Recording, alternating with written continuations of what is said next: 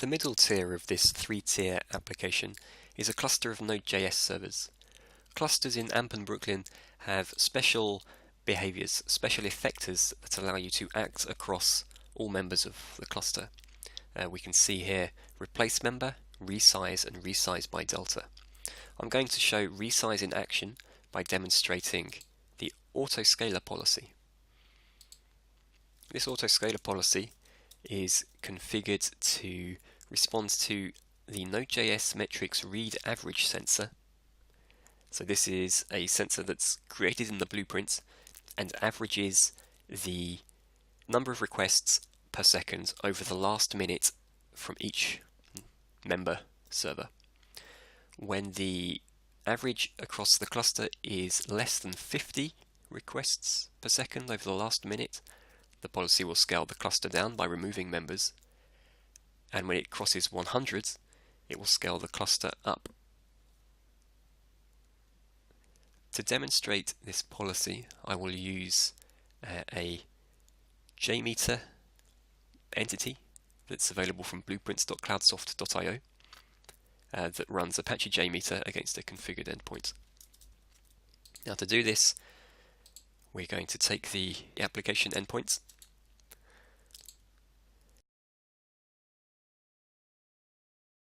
and we can deploy this from, well, in fact, from the quick launch.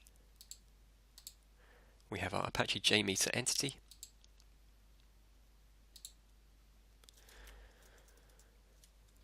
We're going to run this in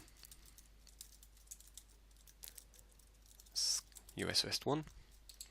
Our target here is actually just the domain or the IP address.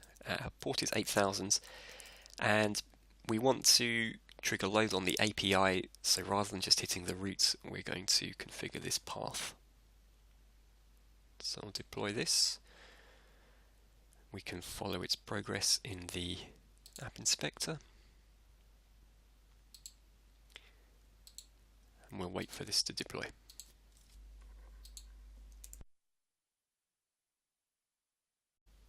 So, sometime later, our JMeter entity has started.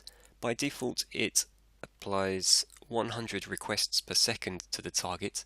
So since we have 2 nodes in our Node.js cluster, that should translate to roughly 50 requests to each per second. We see here we have 45 average over the last minute. So that is well below our threshold for scale up. So let's apply some more loads. We can use the change load effector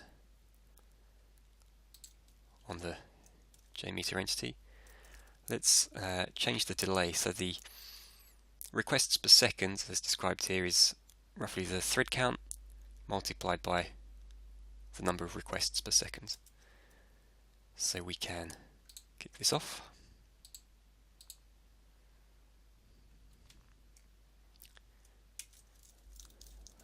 That restarts the process on the Node.js instance, and we should see the requests per second start to rise. The little dip there will just have been the JMeter process restarting. With the parameters we gave, we have a theoretical maximum of 250 requests per second, so we do see the average requests across the cluster start to climb. Finally, the average requests per second per minute across the cluster has reached a threshold. The policy has a stabilization delay before it will act to scale up of 1 minute, and we see a new Node.js server being provisioned in the activity for the cluster. I expected to see a restart. In the Node.js entity that's starting, this will be provisioned and added to the cluster as usual, and then eventually we should see the average requests drop.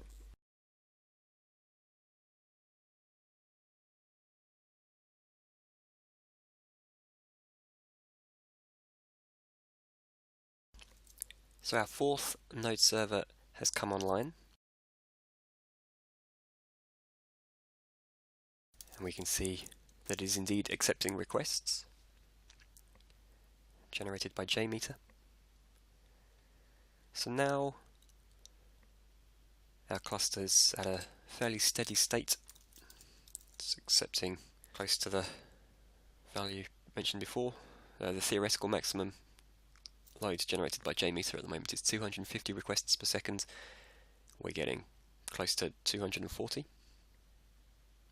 Now let's decrease the load, apply the original 100 requests per second, and we'll see this metric drop to around 25, and the autoscaler policy kick in to reduce the cluster size.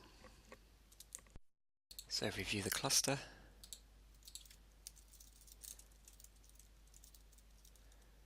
we see the average has dropped already from 60 odds to 43. This will continue to drop. There's a 2-minute stabilization delay on resizing down versus the 1 minute for resizing up, because resizing down is a much more severe operation.